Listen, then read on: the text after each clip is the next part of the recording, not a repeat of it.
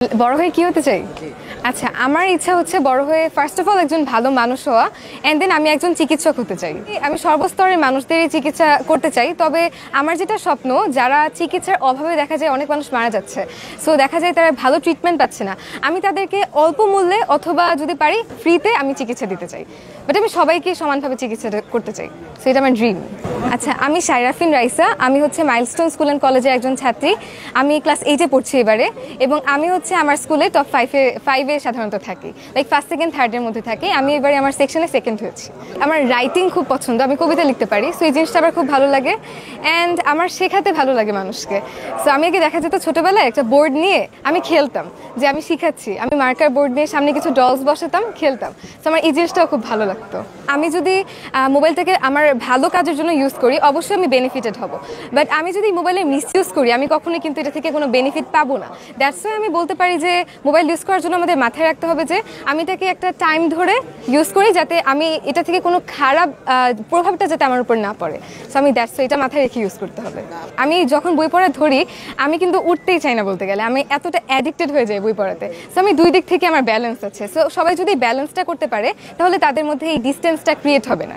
আমার মনে হয় যে আমাদের কাছের যারা সবসময়, যারা আমাদের বিপদে আপদে সবাই যারা পাশে থাকে, লাইক আমাদের মা বাবার কথা আমি সবার ফার্স্টে বলতে চাই, তাদেরই আমার মনে হয় যে ভালোবাসাটা সবার আগে জানানো উচিত। অ্যান্ড সেকেন্ডলি আমি বলবো আমার বোনকে, সেও আমার সবসময় দেখি যে আমার পাশে থাকে, সো আমি অবশ্যই তাকেও জানাবো। আমার মা বাবা এবং আমার বোন, এই তিনজনকে আমি আমার একদম ডিপেস্ট কোর থেকে, আমার প্রাণের ডিপেস্ট কোর থেকে আমি ভালোবাসা জানাবো।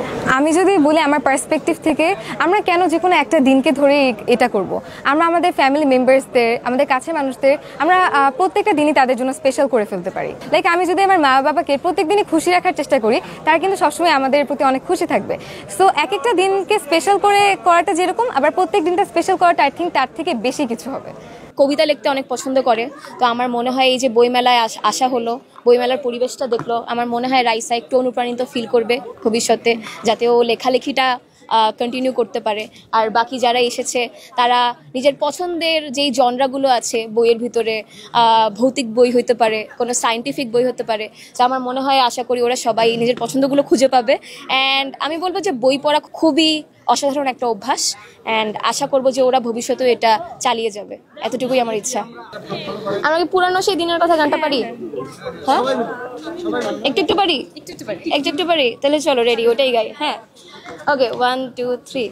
পুরানো সেই দিনের কথা ভুলবে কে রে, হায় ও সে চোখে দেখা প্রাণের কথা, সে কি ভোলা যায়? পুরানো সেই দিনের কথা ভুলবে কে রে, হায় ও সে চোখে দেখা প্রাণের কথা, সে কি ভোলা যায়?